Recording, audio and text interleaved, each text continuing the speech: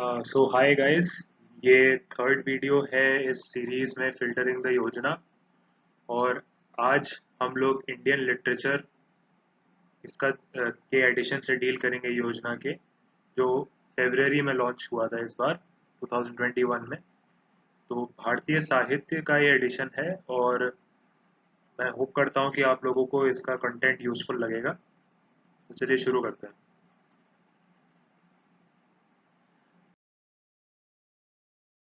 जैसा मैं पहले भी वीडियोस में करता आया हूँ, मैं आप लोगों को थोड़ा सा गाइड कर देता हूँ कि क्या कंटेंट है इस वीडियो का।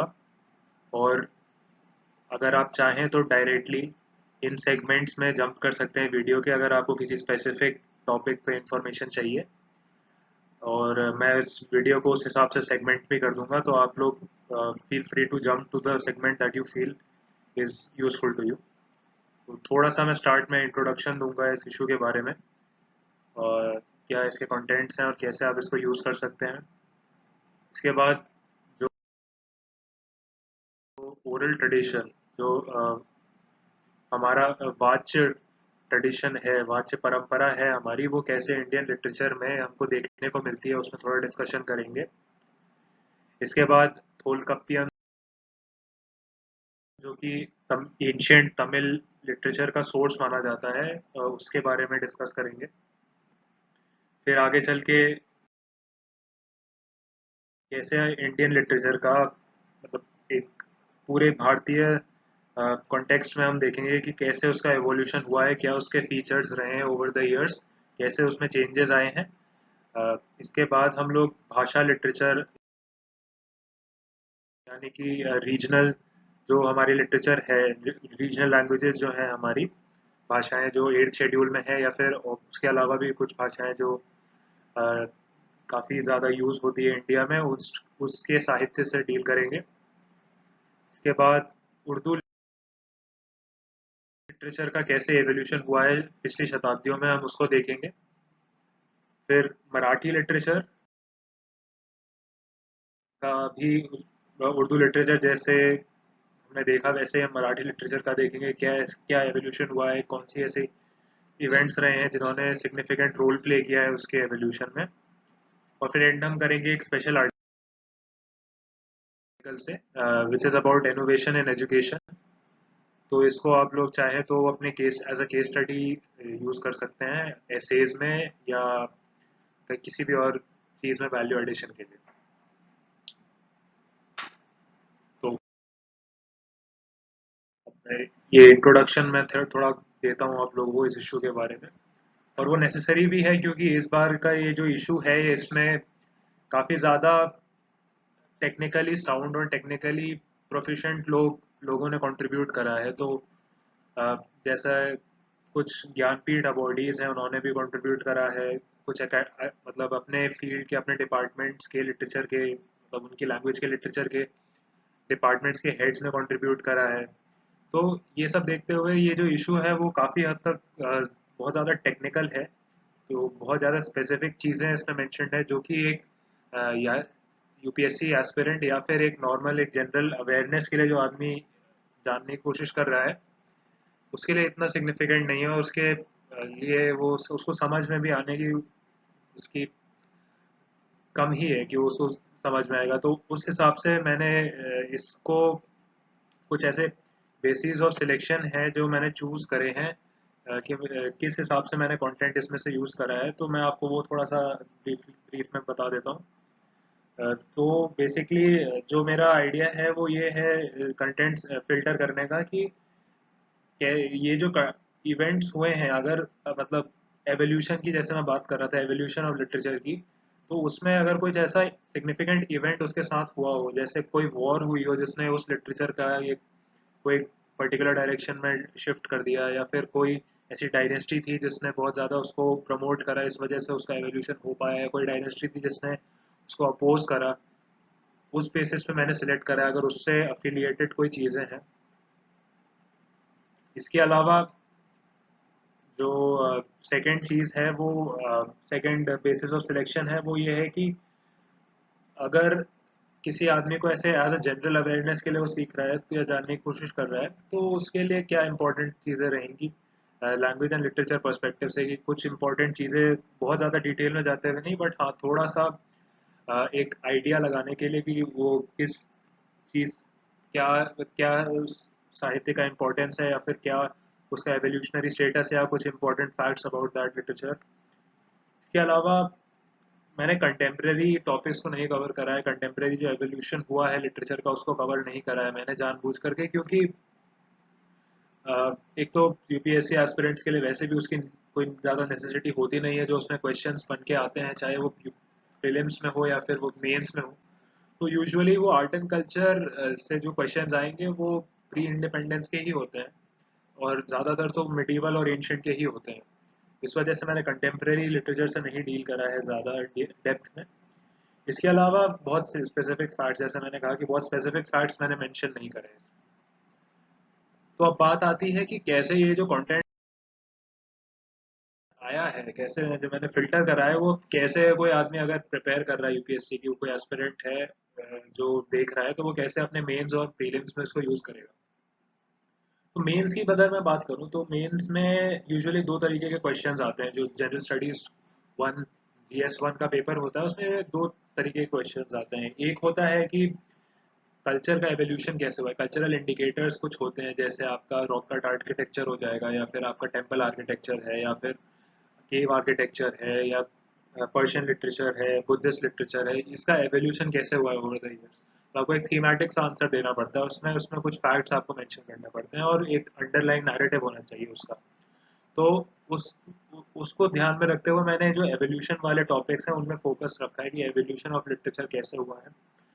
फिर कुछ स्पेसिफिक टर्म्स होती हैं कुछ जो प्रीलिम्स के लिए यूजफुल हो जाती हैं, जैसे प्रीलिम्स में सवाल आ जाते हैं। इस बार 2020 में क्वेश्चन आया था कि हुंडी एक टर्म है, उसका क्या मतलब होता है, वो मिडीवल पीरियड में वो किस चीज़ से डील करती है। तो ऐसे ही क्वेश्चंस आ जाते हैं जो डायरेक्ट उसमें टर्म्स के मीनिंग पूछ लेंगे। तो कुछ जो टर्म्स इसमें अगर मेरे को ऐसी मिली इस मैगजीन में जो कि जिस पे ऐसे क्वेश्चंस बन सकते हैं, तो उनको भी कवर करने की कोशिश करी है मैंने। आप लोग उसको प्रीलिम्स के पर्सपेक्टिव से देख सकते हैं। इसके अलावा अगर किसी को इंटरेस्ट है, मान लीजिए कोई बिब्लियोफाइल है, या फिर उसको लिटरेचर में बहुत ज़्यादा इंटरेस्ट है, तो ये मैं रिकमेंड करूँगा कि ये इशू जो है आप लोग अलग से पढ़ें, क्योंकि इसमें बहुत सारी ऐसी चीज़ें हैं जो जो बहुत सारे ऐसे टॉपिक्स हैं, जैसे उड़िया लिटरेचर का कंटेम्प्रेरी एवोल्यूशन, उसकी पोइट्री के बारे में बहुत अच्छा इन्होंने आर्टिकल दिया है। इसके अलावा मलयाली नॉवेल्स जो 21st सेंचुरी के हैं उनमें कैसे एवोल्यूशन हो रहा है उस पर आर्टिकल दिया है। फिर पोस्ट इंडिपेंडेंस हिंदी लिटरेचर का कैसे एवोल्यूशन हुआ है, जो फेमस पोएट्स रहे हैं जैसे रामधारी सिंह दिनकर जी, या फिर हरिवंश राय बच्चन जी, या कृष्णा सोबती, ये सब इन लोगों ने कैसे कंट्रीब्यूट करा है, क्या एवोल्यूशन हुआ है, क्या क्या प्रगतिवाद जो आया लिटरेचर में, या फिर नई कहानी नई कविता उसका कैसे एवोल्यूशन हुआ। तो उस पर एक बहुत अच्छा आर्टिकल लिखा हुआ है इसमें। और हीर रांझा जो फेमस पंजाबी फोकलोर है उस पर भी आर्टिकल है। तो आप लोग चाहें तो ये पढ़ सकते हैं, आप अपने इंटरेस्ट के बेसिस पे आप देख सकते हैं। चलिए अब बढ़ते हैं, अब ओरल ट्रेडिशन की बात करते हैं। जो वाच्य परंपराएं है भारतीय साहित्य में, वो कैसे हमको देखने को मिलती है। तो जैसा आप लोगों को आइडिया होगा कि पहले बहुत एंशियंट टाइम्स में और इवन मिडिवल टाइम्स तक काफ़ी ज़्यादा रिटन ट्रेडिशन की बात थी नहीं। ज़्यादातर जो साधु संत जिन्होंने फिलोसफिकल नॉलेज जनरेट करी, ऋग्वेद की बात मैं करूँ या उपनिषद, इन सब की बात करूँ, तो हाँ वो लोग लिखते थे, वो लोग पाम लीव्स में लिखते थे, या फिर दूसरे किसी नॉन नॉन पेपर चीज़ में लिखते थे। बट वो ऐसा था कि as a significant part of literature writing का एवोल्यूशन जो हुआ वो काफ़ी लेट था। जब फॉरेन स्कॉलर जैसे पर्शियंस आए, या फिर जब ब्रिटिशर्स आए, उन्होंने जब अपने ट्रेडिशंस को इंट्रोड्यूस करा, आ, तब राइटिंग का इम्पोर्टेंस बढ़ा इंडियन ट्रेडिशन में। तो अब बात आती है कि ये क्यों क्यों हम लोग स्पीच को इतना इम्पोर्टेंस देते थे, क्यों हम लोग पहले से ही सारी चीज़ लिख करके क्यों नहीं रख लेते थे एज अ स्टोर, की हमको ज़्यादा याद नहीं करना पड़ेगा। तो उसके कुछ स्पेसिफिक रीजंस हैं जो इंडियन कल्चर में हमको देखने को मिलते हैं, जिसकी वजह से वो लिटरेचर में भी रिफ्लेक्ट हुए। वो एक इम्पॉर्टेंट रीज़न ये है कि जो हमने एक बार आदमी जो कह देता है ना, जो उसके जो स्पीच होती है वो इम्यूटेबल होती है, कि उसने एक बार कुछ कंट्रीब्यूट कर दिया यूनिवर्स में एज एन ऑडियो, तो उसके बाद वो चीज़ वो बदल नहीं सकता। इसे कहा ही जाता था कि जान जाए पर वचन न जाए। तो उस तरीके की एक बात आ जाती है, एक मॉरल अंडरपिनिंग है इस चीज़ में कि ऐसी सोसाइटी जो एक स्पोकन स्पोकन वर्ड को एज अ कॉन्ट्रैक्ट समझती है रादर दैन एक रिटन डॉक्यूमेंट को, तो उसकी सोसाइटी के मॉरल्स ही डिफरेंट होते हैं। क्योंकि रिटन कॉन्ट्रैक्ट तो आप फर्जी करके फर्जीवाड़ा करके बदल सकते हैं या कुछ और चीज जिसकी वजह से आप किसी को बेवकूफ़ बना सकते हैं, बट एक बार जो चीज़ कह दी है और अगर किसी ने सुन ली है तो फिर उसको बदला नहीं जा सकता।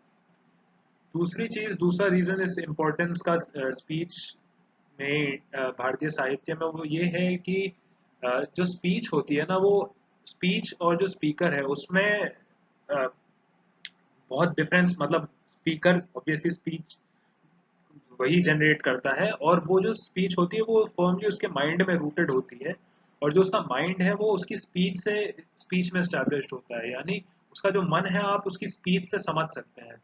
तो जो बोल रहा है, जो परफॉर्मर, जो लिटरेचर बोल रहा है ऑडियंस से, ऑडियंस को सुना रहा है अपनी कविता या फिर अपना प्रोज पढ़ रहा है, तो जो ऑडियंस देखी सामने बैठी हुई है सुन रही है, वो देख भी सकती है कि उसकी पर्सनालिटी कैसे उसकी क्रिएटिविटी को बाहर ला रही है, कैसे वो सामने वो अपने थॉट्स को आर्टिकुलेट कर पा रहा है, क्या उसका क्रिएटिव स्टैमिना है जो उसको देख, जो ऑडियंस देख पाती है। तो वो एक अलग तरीके का कनेक्ट हो जाती है ऑडियंस उससे। जैसे हम अब आजकल किताब पढ़ते हैं तो हमारे पास एक लिमिटेड ही आइडिया है जो ऑथर है उसके थिंकिंग का, क्योंकि हम काफ़ी सारी चीज़ें हम समझ ही नहीं सकते, क्योंकि हम उसको मिल नहीं रहे, वो हमको सुना नहीं रहा है कि उसका क्या मतलब था, क्या उसका कॉन्टेक्स्ट था लिखने का, या फिर क्या उसके इमोशंस रहे थे लिखने टाइम।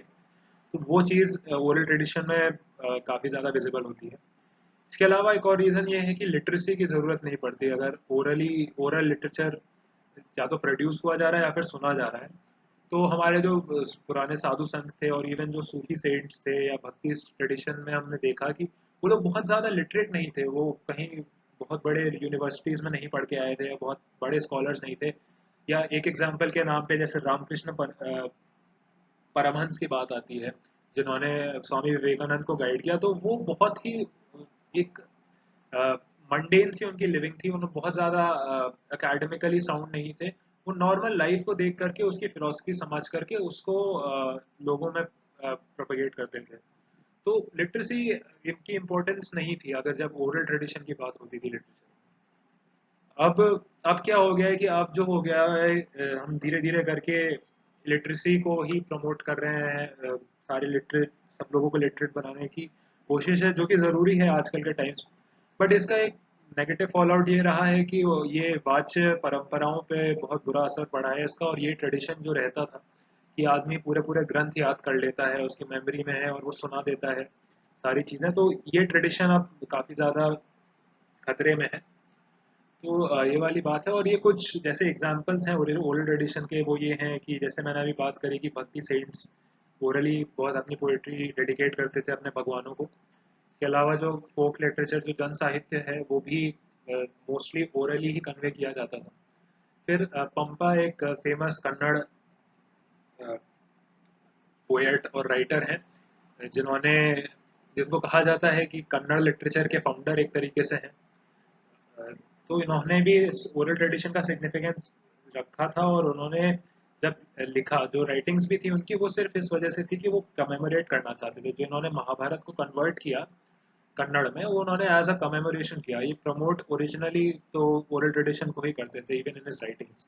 इसके अलावा एक और थे कुमार कुमार व्यास, वो भी कन्नड़ राइटर हैं। उन्होंने उनका लिखने का ढंग ऐसा था कि वो कभी भी जो एक बार शुरू कर देते थे लिखना, तो वो फिर उसको मिटाते नहीं थे, वो कभी उसको रब रब ऑफ नहीं करते थे और चेंज नहीं करते थे, क्योंकि स्पीच में भी जिस तरीके से मैंने कहा कि इम्यूटेबल होता है, वैसे ही अगर एक बार आपने लिखना शुरू कर दिया और अगर आप उसको एक्चुअली में एज अपना स्किल दिखाना चाहते हैं, तो वो ऐसा होना चाहिए कि आप उसको मिटाएं ना फिर। तो ये भी एक ओरल ट्रेडिशन का एक इंटरेस्टिंग एस्पेक्ट है। तो अब थोलकप्पियम की बात करते हैं। Tolkappiyam is considered as the oldest surviving piece of Tamil literature. 5th to 6th century BC में इसको लिखा गया था और इसके राइटर का नाम थोलकप्पियार है। ये इसको कहा जाता है कि it is the oldest surviving piece, क्योंकि और भी लिखे गए थी चीज़ें, बट काफ़ी सारे बाढ़ या काफ़ी सारे और एंथ्रोपोजेनिक चेंजेस की वजह से वो सर्वाइव नहीं कर पाए। बट ये ऐसा लिटरेचर है जो सर्वाइव कर पाया है इतने 2500 सालों से, तो इसलिए इसका इम्पोर्टेंस बहुत ज़्यादा है तमिल लिटरेचर में। तो अगर कंटेंट की बात करें तो ये ग्रामेटिकल ट्रीटिस है। इसमें alphabets, words, content and form, इन 4 चीज़ों पे कंसंट्रेट करा गया था एंशिएंट तमिल लिटरेचर के। जो एंशिएंट तमिल लैंग्वेज थी उनके ये फीचर्स पे कंसंट्रेट करा गया है। ये 3 पार्ट में है। एलुथु अधिकरण जो है वो अल्फ़ाबेट से डील करता है। पोल अधिकरण जो पोर्शन है इसका वो वर्ड से डील करता है। और पोरुल अधिकरण जो पोर्शन है वो content and form of language से डील करता है। और ये जिस रीजन में लिखा गया था वो खुद इस किताब में मेंशन है, वो है कुमारी हिल्स टू वेंकटम हिल्स, जिसको जो आजकल के टाइम में तो हमको नहीं आइडिया ऐसे कुछ फिजिकल फीचर्स हैं, बट ये इनको मैप करा जा सकता है टू ओवर तमिलनाडु। और जो जिस डायनेस्टी ने इस लिटरेचर को पेट्रनाइज करा था अमंग अदर थिंग्स, क्योंकि इन्होंने ये पांड्या डायनेस्टी थी, इन पांड्यास ने संगम लिटरेचर को भी प्रोपोगेट करा। जो मेन काउंसिल्स में थी संगम की, वो उसके हेड जो थे, मतलब उनकी जिनके पैट्रोनेज में कंडक्ट करी गई थी, वो पांड्याज ही थे। और कहा जाता है कि पांड्याज ने ही तमिलियंस को एक ऐसी एक डेल्यूज, बहुत खतरनाक सी बाढ़ आई थी, उसमें तमिलियंस को इन्होंने लैंड प्रोवाइड करा था, जिसका मेंशन भी धोलकपियम में आया हुआ है। अब इसके अलावा कुछ ऐसे इंपॉर्टेंट टर्म्स हैं जो संगम एज से रिलेटेड है और इस आर्टिकल में मेंशन थे, तो उसका मैं आइडिया दे देता हूँ आपको।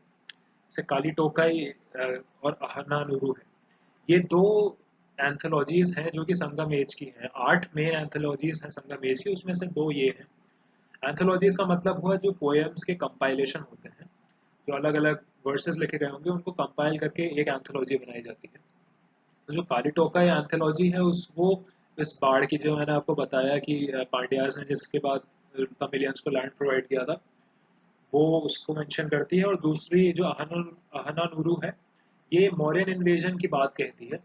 और इसको अगर जो हमारे आर्कियोलॉजिस्ट हैं उन्होंने अज्यूम करा है कि ये बिंदुसार के टाइम में, जो अशोक के फादर थे, उनके टाइम में ये इन्वेशन हुआ था 3rd सेंचुरी बीसी में। इसके अलावा 5 टर्म्स और मेंशन्ड है इसमें, जो कि वेरियस लैंड फॉर्म्स, अलग अलग जो लैंड पार्सल्स होते हैं, चाहे वो वुड्स हैं, चाहे वो हिल्स हैं, या फिर एग्रीकल्चरल ट्रैक्ट्स हैं, या डेजर्ट है, या फिर इवन सीज है, तो उनके लिए कौन से टर्म्स यूज करे जाते हैं। तो वो ये 5 हैं। Mullai for woods, Kurinji for hills, Marutham for agricultural tracts जो हमारे खेत खलिहान होते हैं, और नेथाल फॉर समुद्र सीज, एंड पलाई फॉर मरुस्थल यानी डेजर्ट। तो इसमें एक इंटरेस्टिंग फैक्ट ये है कि ये जो 5 टर्म्स मेंशन करी गई हैं वो एक तरीके का मेटाफर है, जो एक रिलेशनशिप के 5 डिफरेंट स्टेजेस को दर्शाते हैं। जैसे मुल्लाई जो स्टेज है वो 2 लवर्स के बीच में जो एक इनिशियल एक्साइटमेंट होता है मिलने से पहले का, वो उसको रिप्रेजेंट करता है। कुरिंजी जो है वो उस एक एक्सटेसी को रिवील करता है जब उन दोनों का मिलाप होता है, यूनियन होता है उन दोनों का। इसके बाद मरुथम जो खेत खलिहान है वो उससे डील करते हैं जब उन दोनों में किसी तरीके का थोड़ा सा फ्रिक्शन आ जाता है।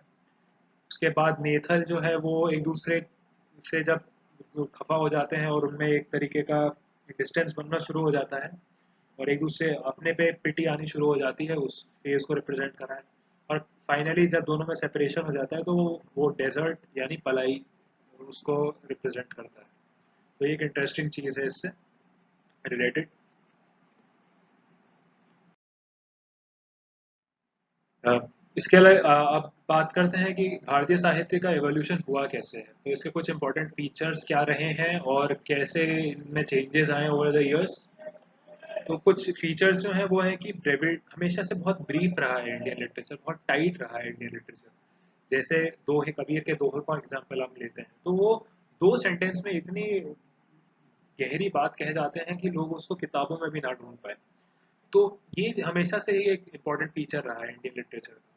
इसके अलावा पोएट्री, सिंगिंग, डांस, फिलोसफी, इनमें किसी तरीके का कोई सेपरेशन नहीं है। ये सारी चीज़ें ऐसा नहीं है कि डांस में कुछ अलग कंटेंट हो रहा है और पोएट्री में कुछ और ही किसी और तरीके से मैनिफेस्ट कर रही है, या फिलोसफी के लिए हमको किसी एक तरीके से बैठ करके एक यज्ञ में ही फिलोसफी निकलेगी, ऐसा नहीं था इनिशियली।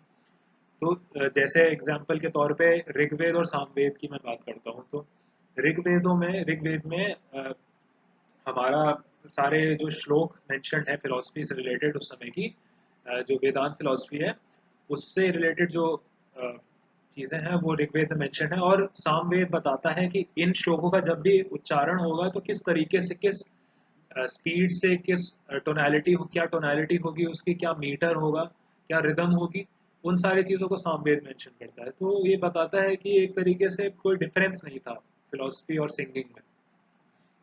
इसके अलावा अनुवाद ट्रेडिशन एक इम्पॉर्टेंट ट्रेडिशन रहा है, ट्रांसलेशन का। ट्रांसलेशन होता है अनुवाद का मतलब।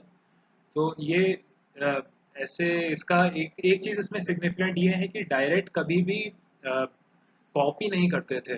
जैसे महाभारत लिखी गई थी संस्कृत में, तो अगर उसको किसी ने मान लीजिए मराठी में कन्वर्ट किया, तो वो ऐसा नहीं था कि वो डायरेक्टली उठा करके सारी चीज़ें एज मराठी में लिख देगा। वो असल में क्या होता था, अनुवाद का मतलब वो ये था कि ओरिजिनल जो स्टोरी लाइन है, जो अंडरलाइन एक तरीके से जो उसका आर्चेटाइप है, जो उसका फ्रेमवर्क है उस महाभारत का, कि धर्म की अधर्म पे जीत होनी है, और बहुत ज़्यादा ये नहीं कि एग्जैक्टली कौरवों और पांडवों की ही लड़ाई होनी है, बट किसी भी तरीके से जो अ, उस कंट्री में या उस कल्चर में जो फेमस लोग होंगे उनसे एसोसिएट करके उसको अनुवाद किया जाता था। यानी कि कोई और मान लीजिए किसी और दो क्लैंस के बीच में लड़ाई दिखा दी जाएगी, अगर वो मराठी ट्रेडिशन में हम उसको कन्वर्ट कर रहे हैं या कन्नड़ ट्रेडिशन में हम उसको कन्वर्ट कर रहे हैं। तो इसका एक सिग्निफिकेंस ये रहा है कि हमको हम कहते हैं कि बहुत ज़्यादा डाइवर्स है इंडिया, बट जो उसके अंडरलाइन यूनिटी है वो एक तरीके से इस ट्रेडिशन का कॉन्सिक्वेंस है। क्योंकि बहुत ज़्यादा डिफरेंस हमको देखने को नहीं मिलता है। जैसे कि अगर मैं बात दो, एक एग्जांपल छोटा सा आपको देता हूँ कि यक्षगणा करके एक प्रथा है, बहुत ज़्यादा फेमस है कर्नाटक और केरला में।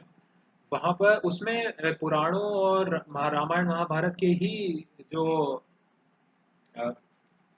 प्लेज हैं वो रखे जाते हैं, जो उसमें दर्शाया गया है उसको थिएटर में परफॉर्म करा जाता है। और वहीं पे हम रामलीला की बात करें जो कि नॉर्थ इंडिया में होती है, तो एक तरीके से एक अंडरलाइंग फ्रेमवर्क सिमिलर है दोनों जगह, और अलग अलग जगह में थोड़े थोड़े वेरिएशंस करके सिमिलर चीज़ें, जैसे कुचिपुड़ी में भी इन टॉपिक्स को मेंशन करा जाता है, इस पे बेस्ड कंटेंट बनाया जाता है।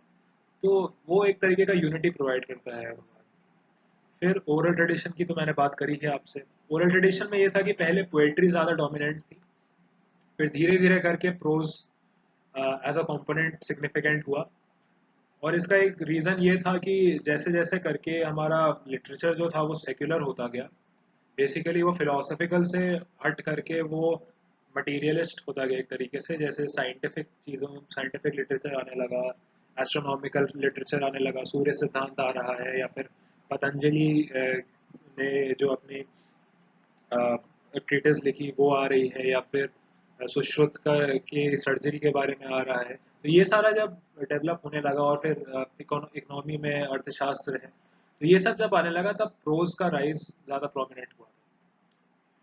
और इसके साथ ही फिर ओरल ट्रेडिशन, तो मैंने जैसे कहा कि रिटन ट्रेडिशन एक मॉडर्निटी का एक फॉल आउट रहा है। और जैसे जैसे जो हमारी रीजनल लैंग्वेजेस थी, जो हमारी भाषा थी, उन्होंने राइटिंग सिस्टम्स अपने फाइनलाइज कर लिए, और जब प्रिंटिंग शुरू हो गई थी इंडिया में 19th सेंचुरी में, 18th 19th सेंचुरी में, तब रिटन ट्रेडिशन ने ओवरशैडो कर दिया ओरल ट्रेडिशन।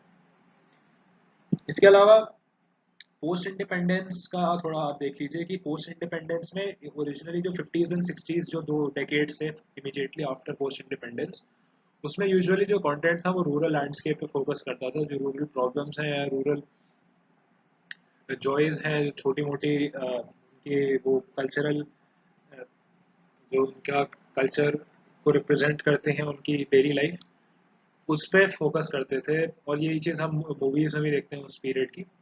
इसके अलावा फिर 70s 80s 90s में जो तीन डेकेड्स आए उसमें लिटरेचर को, इंडियन लिटरेचर को एज अ व्हीकल यूज करा जाने लगा, a vehicle to finalize, to bring about change.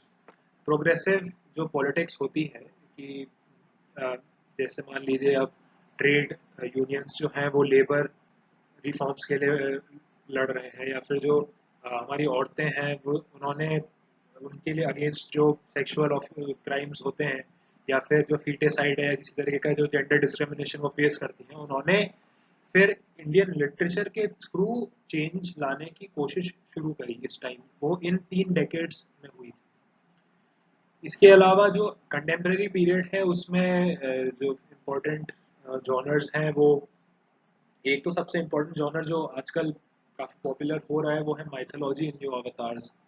जैसे एक बहुत रीसेंट एग्जांपल है, मुझे नाम उनका नहीं याद है, बट एक फीमेल राइटर है, उन्होंने द्रौपदी के पर्सपेक्टिव से महाभारत को अपनी किताब में लिखा है। तो इस तरीके से माइथोलॉजी को एक नए इंटरप्रिटेशन से देखा जा रहा है, जो पास्ट कॉनोटेशन से उनको ट्विस्ट करके देखा जा रहा है। तो एक ये इम्पोर्टेंट नया चेंज आया है लिटरेचर में। और एक और चीज़ जो ग्लोबल फिनोमेना है वो इंडियन लिटरेचर में सीमित नहीं है, वो ये है कि टेक्नोलॉजी ने जो है वो गैप जो था ऑथर एंड ऑडियंस के बीच में, जो रिटन ट्रेडिशन की वजह से काफ़ी ज़्यादा हो गया था, उसको बहुत मिनिमाइज कर दिया है।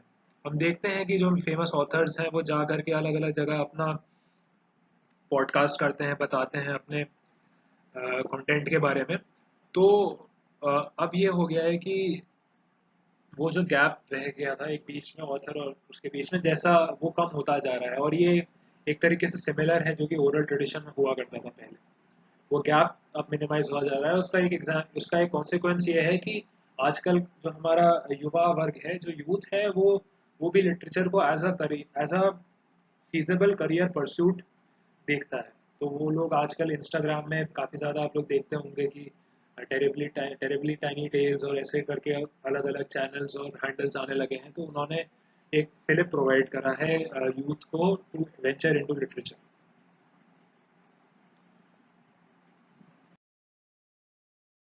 तो चलिए अब बात करते हैं भाषा लिटरेचर की। भाषा का से तात्पर्य है जो हमारी रीजनल लैंग्वेजेस हैं, जो हमारे अलग अलग प्रदेश हैं या राज्य हैं, उन्होंने उनमें या फिर जो रीजन्स हैं उनमें कौन सी लैंग्वेजेस हैं। बहुत सारी लैंग्वेजेस हैं, आप लोग मतलब आइडिया तो होगा आप लोगों की 22 तो हमारी शेड्यूल्ड लैंग्वेजेस ही हैं। उसके अलावा बहुत सारे डायलेक्ट्स हैं, बहुत सारी ऐसी लैंग्वेजेस हैं जिनको शेड्यूल में नहीं डाला गया है। तो उसमें कैसे लिटरेचर का एवोल्यूशन हुआ है उसकी बात करते हैं, क्या फीचर्स रहे हैं उसके। तो एक जो इम्पोर्टेंट फीचर है वो ये है कि नॉवल राइटिंग जो हमारे भाषा लिटरेचर में शुरू हुई वो कॉलोनियल टाइम्स में ही उसका बेसिकली प्रोमिनेंस पड़ा था। और इसका एक हिस्टोरिकल रीज़न है। इसका रीज़न ये है कि अ, जो ब्रिटिशर्स ने पॉलिसीज़ इंडिया के अगेंस्ट वो यूज़ कर रहे थे, और किस तरीके से ड्रेन ऑफ वेल्थ हो रहा था, या ये सारी चीज़ें, ये सारे जो कॉन्सेप्ट्स थे, उसको भाषा लिटरेचर ने बहुत एक आसान तरीके से और लोगों की जो जन भाषा थी उनमें लोगों को तक पहुंचाया। तो इसकी वजह से काफ़ी सारी ऐसी बुक्स, जैसे एक एग्जांपल है बंगाली में पाथर दाबी, बहुत एक फेमस पीस है ये। बहुत सारे रेवोल्यूशनरीज को इसने इंस्पायर किया। शरत चंद्र चट्टोपाध्याय जी ने ये लिखी थी। उन्होंने तो इस तरीके से भाषा लिटरेचर का इसमें काफ़ी ज़्यादा यूज है। एक तरीके से डाउनवर्ड फिल्ट्रेशन, जो नेशनलिस्ट आइडियल्स थे उसका डाउनवर्ड फिल्ट्रेशन भाषा लिटरेचर के थ्रू हुआ, लोगों तक पहुंचाई गई चीज़। इसके अलावा मल्टीलिंगुअलिज्म एक फीचर है उन ऑथर्स का जो भाषा लिटरेचर में लिखते हैं। इसका मतलब सीधा सा है कि वो सिर्फ उस अपने रीजनल लैंग्वेज में नहीं, वो और लैंग्वेजेस में भी लिखते हैं।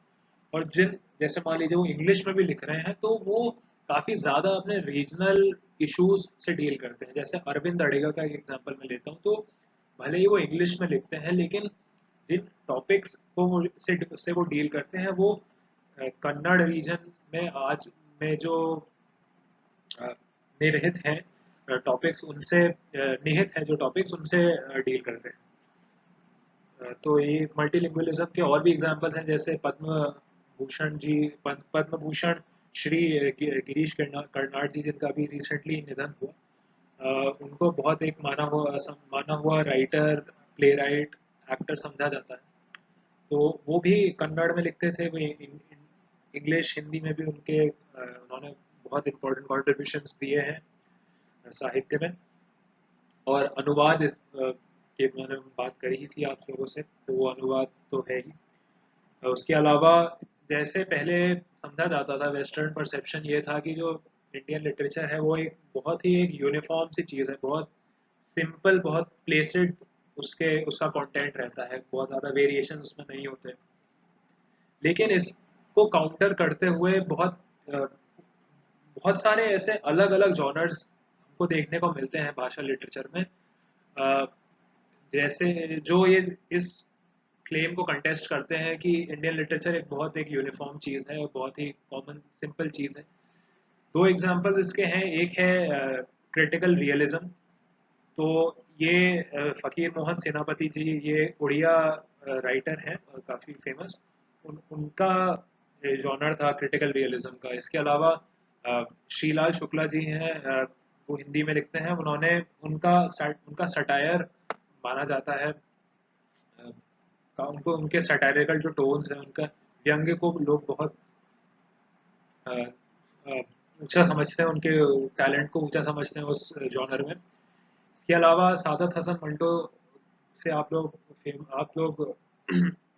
अ, परिचित होंगे ही। उनका जो जिस तरीके से वो लिखते थे, वे उनका एक ब्लीक ह्यूमर जॉनर उसको कहा जाता है कि जो रियल लाइफ थी, जो एक्चुअल में लोग डील कर रहे थे, जिस तरीके की सिचुएशन से, पार्टीशन की सिचुएशन से डील कर रहे थे, उसमें किस तरीके से ऐसी खतरनाक स्थितियों में, ऐसी सिचुएशन में भी कैसे वो लोग उसमें ह्यूमर ढूंढ लेते थे, या फिर और दूसरे ह्यूमन इमोशंस निकाल लेते थे उस उन उन डिफिकल्ट सिनेरियोज से। तो उससे सादत हसन मंटो जी डील करते हैं अपने राइटिंग्स में। इसके अलावा आजकल आजकल ही नहीं बल्कि काफ़ी टाइम से पोस्ट मॉडर्निज्म देखने को मिल रहा है भारतीय साहित्य में। पोस्ट मॉडर्निज्म से तात्पर्य है कि जो एस्टैब्लिश्ड कन्वेंशंस या ट्रूथ्स रहे हैं, जिनसे डील करता आ रहा था भारतीय साहित्य, या फिर ऑन अ लार्जर सेंस जिनसे सोसाइटी डील करती आ रही थी, जैसे कि एक कास्ट सिस्टम है, या फिर एक जेंडर डिस्पैरिटी है, या और किसी तरीके की जो प्रथाएं चलती आ रही थी, उन उनको काउंटर करता है पोस्ट मॉडर्निज्म। तो इंडियन लिटरेचर में अगर मैं इसके एग्जांपल्स आप लोगों को बताऊं, तो एक जैसे कास्ट सिस्टम को टैकल करने का एक बहुत अच्छा एग्जांपल है बामा। एक ऑथर है, एक राइटर है, फीमेल राइटर है। उनको एक पायनियर समझा जाता है in the sense that she was the first Dalit woman in India to write her autobiography. Karukku करके उनकी ऑटोबायोग्राफी है। तो उसमें उन्होंने अपने डिफरेंट आइडेंटिटीज जो उनकी हैं, जैसे वो एक औरत हैं, वे एक क्रिश्चियन है, वे एक दलित हैं, और वे एक नन भी थी, एक मिशनरी भी थी। तो इन सारी आइडेंटिटीज की वजह से उनको कौन से ऑपरेशन फेस करने पड़े सोसाइटी के हवाले से, उसके बारे में उन्होंने लिखा है। इसके अलावा एनवायरमेंटलिज्म के लिए अमिताभ घोष की राइटिंग्स बहुत फेमस हैं। उनका द ग्लास पैलेस या गन आइलैंड उनकी एक रिसेंट किताब है, वो क्लाइमेट चेंज से उन्होंने डील करा है उसमें। तो ये टॉपिक्स जो एस्टैब्लिश कन्वेंशंस को तोड़ते हैं, उनसे इंडियन भाषा लिटरेचर और इनफैक्ट इंडियन इंग्लिश लिटरेचर भी उसको उससे डील करता है। और तो फाइनली हम कंक्लूड कर सकते हैं कि the myth of cosmopolitanism of English as oppose to the parochialism of bhasha has been dissolved. तो जो इंग्लिश लिटरेचर अपने आप को कॉस्मोपॉलिटन समझता था कि हर जॉनर से वो डील करता है, या हर हर सब ऑल्टर्न टॉपिक से वो डील करता है, ऐसा नहीं है। इंडियन लिटरेचर भी उतना ही ज़्यादा अनकन्वेंशनल हो सकता है, उतना ही ज़्यादा पियर्सिंग हो सकता है। वो मोनोलिथिक किसी भी हवाले से नहीं।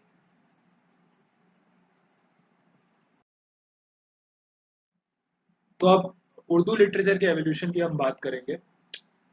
अब उर्दू एक बहुत मॉडर्न लैंग्वेज है compare to other languages like Sanskrit या तमिल। उनसे कंपैरिजन में काफ़ी रिसेंट उसका ओरिजिन हुआ है, और वो 10th सेंचुरी में कहा जाता है उसका राइज हुआ था in the region around Delhi. इस अ, ये ये भी कहते हैं कि ये उर्दू लिटरेचर, उर्दू लैंग्वेज जो बनी है, वो 6 कंपोनेंट्स उसके कहे जाते हैं। एक जो उसके इंडियन कंपोनेंट्स हैं वो है ब्रज भाषा, शौरसेनी, और खड़ी बोली। और जो फॉरेन उसके इन्फ्लुएंस रहे वो थे टर्किश, पर्शियन एंड अरेबिक। तो ये 6 कंपोनेंट से कहा जाता है उर्दू का राइज हुआ था। उर्दू को ओरिजिनली हिंदवी या रेख्ता नाम से जाना जाता था, और ये इनके कुछ फेमस प्रोपोनेंट्स हैं और अर्ली अर्ली उर्दू लैंग्वेज या अर्ली उर्दू लिटरेचर के। तो मोस्टली आप देख सकते हैं बाबा फरीद, गुरु नानक, कबीर, ये सब भक्ति सेंट्स से उन्होंने बहुत प्रमोट किया इस लैंग्वेज को, इनफैक्ट सारी रीजनल एंड लोकल लैंग्वेजेस को। इसके बाद 14 सेंचुरी में उर्दू का स्प्रेड साउथ में शुरू हुआ।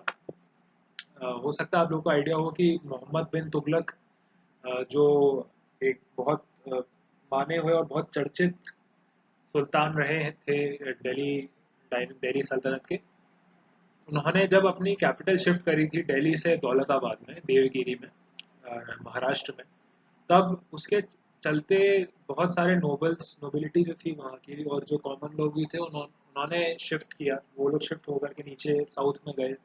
इस वजह से भी कहा जाता है कि जो उर्दू लैंग्वेज है वो साउथ में उसका स्प्रेड शुरू हुआ। फिर एक बार जब वहाँ वो पहुँच गई तो उसके बाद फिर कुतुब शाही डायनेस्टी ने उसको बहुत ज़्यादा प्रमोट किया। गोलकोंडा में इनकी सल्तनत थी। कुली कुतुब शाह जो जिनको इस डायनेस्टी का सबसे सिग्निफिकेंट अमीर समझा जाता है, उन्होंने बहुत प्रमोट किया। उन्होंने एक इनफैक्ट दखनी उर्दू, एक अलग स्टाइल में उर्दू को लिखा और बोला जाता है। हैदराबाद को उसका कल्चरल हब समझा जाता है। उसका प्रमोशन और उसका पेट्रोनेज कुली कुतुब शाह ने किया था। इसके अलावा 18 सेंचुरी के कुछ इंपॉर्टेंट पोएट्स ये हैं मीर ताकी मीर, मीर दर्द, इंशाह सौदा के।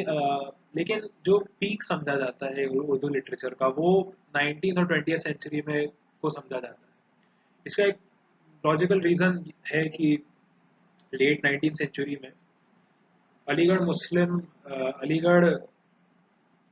यूनिवर्सिटी और जो अलीगढ़ मूवमेंट था, जो सर सैयद अहमद खान ने शुरू किया था to bring about rational thought in Islam, उसके हवाले से जो लोगों के दिमाग थे, जो मुस्लिम हमारे भाई बहन हैं, उनके जो उस समय के जो मतलब उनकी जो थिंकिंग थी वो काफ़ी ब्रॉडन हो गई थी उसके चलते। इस वजह से लिटरेचर में भी वो देखने को मिला, लोगों ने लिटरेचर को के थ्रू अपनी आइडियाज़ को रखना शुरू किया। इसके वजह से बहुत फेमस पोएट्स, बहुत फेमस प्रोज राइटर्स हमको देखने को मिले 19th एंड 20th सेंचुरी में। मिर्ज़ा गालिब से कई मोस्टली लोग परिचित होते हैं, वो इस समय को बिलोंग करते हैं। इसके अलावा अल्लामा इकबाल, जिन्होंने सारे जहाँ से अच्छा लिखा और जिनको इनफेमसली कहा जाता है जिन्होंने पाकिस्तान नाम दिया था, तो उनका वो भी बहुत एक फेमस पोएट थे उर्दू लैंग्वेज के। इसके अलावा प्रोज राइटिंग में मुंशी प्रेमचंद जी हैं, आर एस बेदी जी हैं, इस्मत चुगताई जी हैं, ये लोग लिखा करते थे। और यही नहीं सिर्फ इसमें ही नहीं, क्योंकि जर्नलिज्म का भी एक active as an activist force उसका राइज हुआ था in the 19th and 20th century. तो उर्दू जर्नलिज्म भी एक काफ़ी फेमस हो गया था उस टाइम पे। संवाद कॉमेडी, जिससे एक इंटरेस्टिंग फैक्ट संवाद कॉमेडी से रिलेटेड ये है कि राजा राम मोहन रॉय ने इसकी कमान संभाली थी, वो एडिटर थे इसके।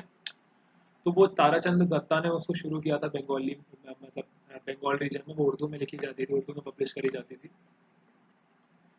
इसके अलावा मौलाना आज़ाद, जो एक बहुत फेमस फ्रीडम फाइटर थे, उनके हवाले से अल हिलाल का एक जर्नल पब्लिश होता था उर्दू लैंग्वेज में, जिसमें वो अपने खिलाफत के और बाद में फ्रीडम मूवमेंट के आर्टिकल्स लिखा करते थे। तो अब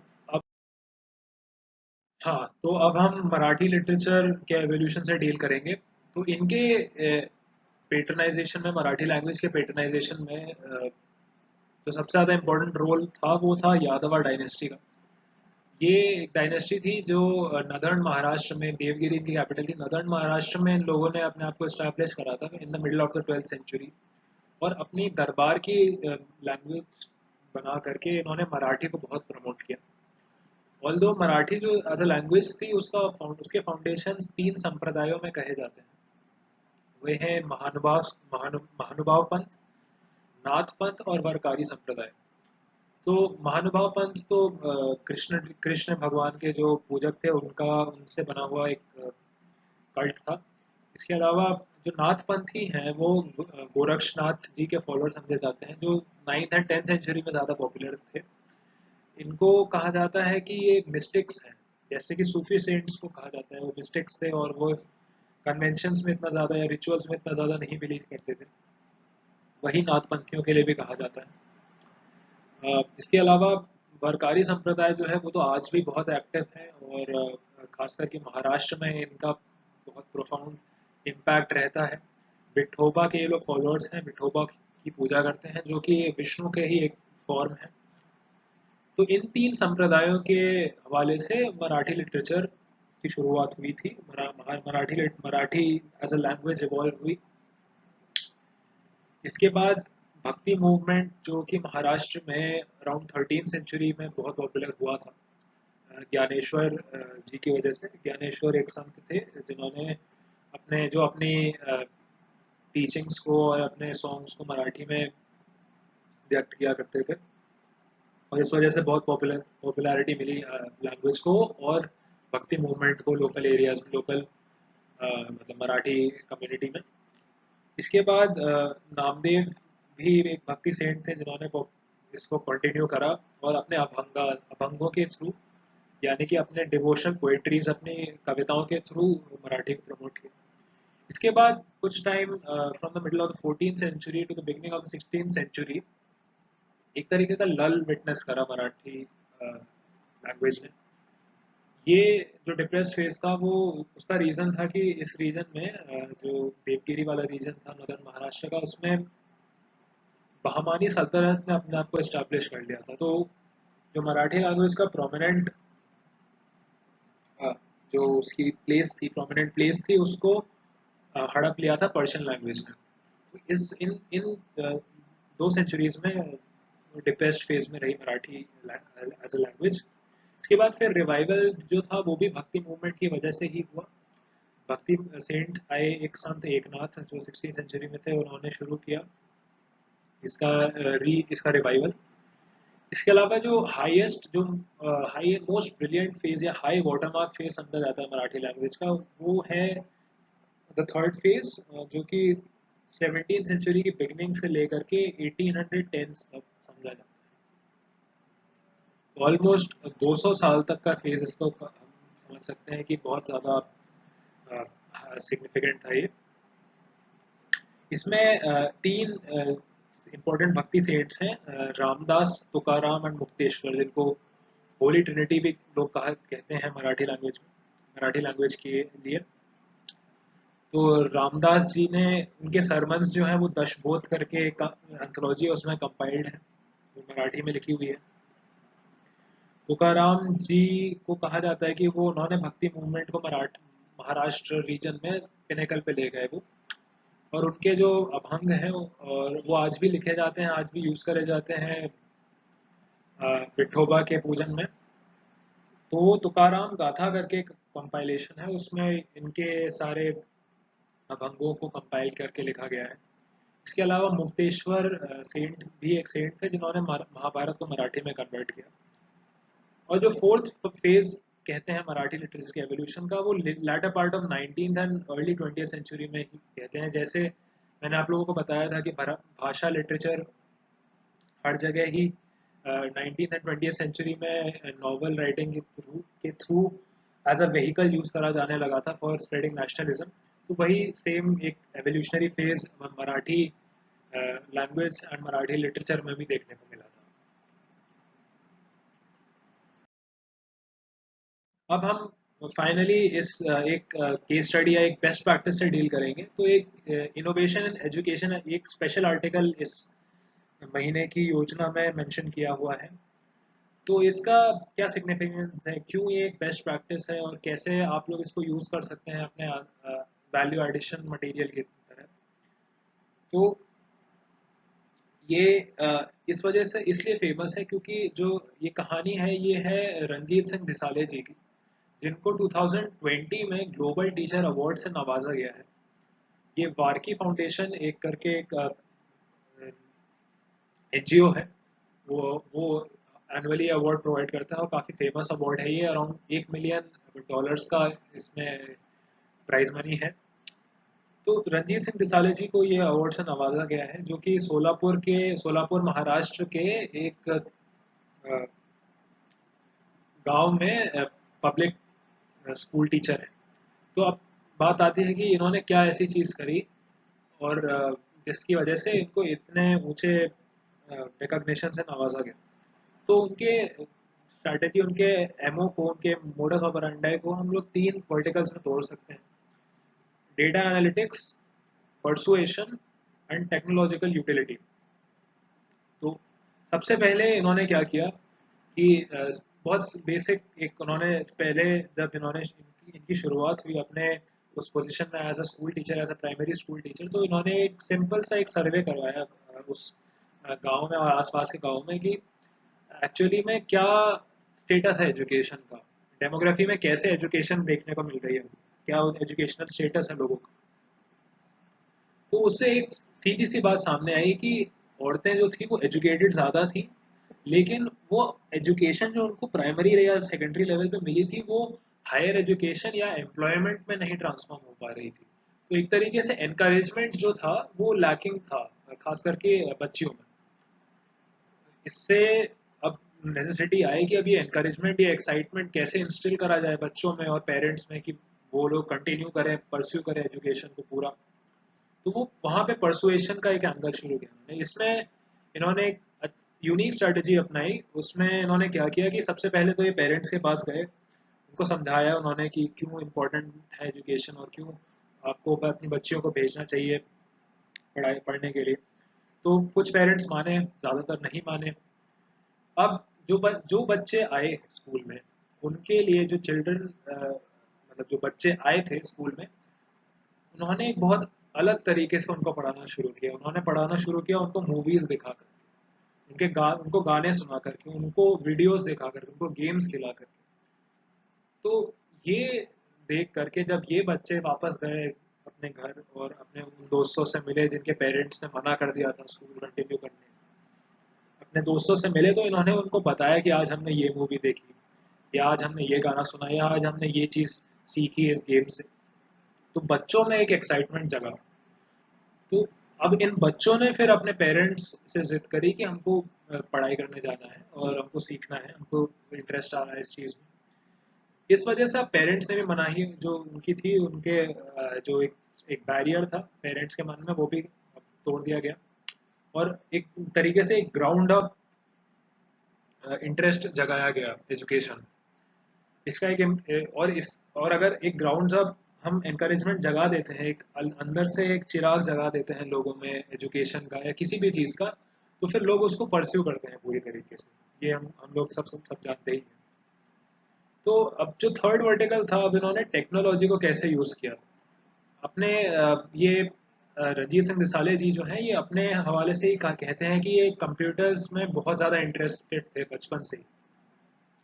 तो इन्होंने एजुटेनमेंट, जैसा मैंने आप लोगों को बताया, एजुकेशन थ्रू एंटरटेनमेंट, उसको परस्यू करा, बच्चों में एक्साइटमेंट और इंटरेस्ट जगाने के, और गेम्स खिला करके प्ले बेस्ड पेडागोजी, जिसको नेशनल एजुकेशन पॉलिसी ने कहा है, उसको परस्यू करा इन्होंने काफ़ी पहले से, अराउंड 2009-2010 से ही वो ये करते आ रहे हैं। इसके अलावा क्यूआर कोड का इन्होंने एक यूनिक तरीके से यूज़ किया कि कई बार ऐसा होता है कि बच्चा स्कूल नहीं आ पाता, या फिर जो बच्चा स्कूल में पढ़ रहा है उसको समझ नहीं आता, उसको घर में जा करके उसको वही सिमिलर चीज़ें चाहिए। अब ये क्योंकि ये वीडियोस यूज़ कर रहे थे, ऑनलाइन रिसोर्सेज यूज़ कर रहे थे, तो ये एक दिक्कत आ रही थी कि अब इस डिजिटल एजुकेशन को कैसे ट्रांसफॉर्म करा जाए कि सारा कंटेंट अवेलेबल हो जाए बच्चे को। तो उसमें इन्होंने क्यूआर कोड की टेक्नोलॉजी का एक तरीके से पाइनियरिंग यूज़ किया।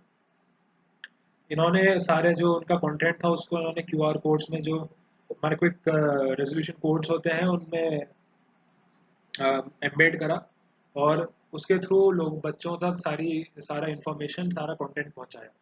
और ये इतना एक अच्छा समझा जाने लगा इनोवेशन कि आगे चलते हुए एनसीईआरटी ने भी इस चीज़ को अपनी पेडागोजी में इम्प्लीमेंट करा है, वो भी क्यूआर कोड के थ्रू अपने कंटेंट को अवेलेबल करवाते हैं स्टूडेंट्स। तो ये एक कहानी है रणजीत सिंह दिसाले जी की, जो आप लोग यूज़ कर सकते हैं अपने एसेज में, खास करके अपने इंट्रोडक्शन में जो आप लोगों को एक एनेक्डोट वगैरह लिखना रहता है, उसमें आप लोग यूज़ कर सकते हैं बेझिझक। तो थैंक्स फॉर स्टिकिंग अराउंड। मैं आप लोगों को अगर ये वीडियो अच्छा लगा तो प्लीज़ लाइक करिए, कमेंट करिए अगर मेरे लिए कोई फीडबैक है आप लोगों का कि कैसे मैं इम्प्रूव कर सकता हूँ कंटेंट को, और सब्सक्राइब करिए, क्योंकि मैं ऑलमोस्ट एवरी वीक नए योजना के कंटेंट, ये फिल्टरिंग द योजना सीरीज़ में नया कंटेंट जनरेट करता हूँ और डालता रहता हूँ वीडियोस। तो थैंक यू।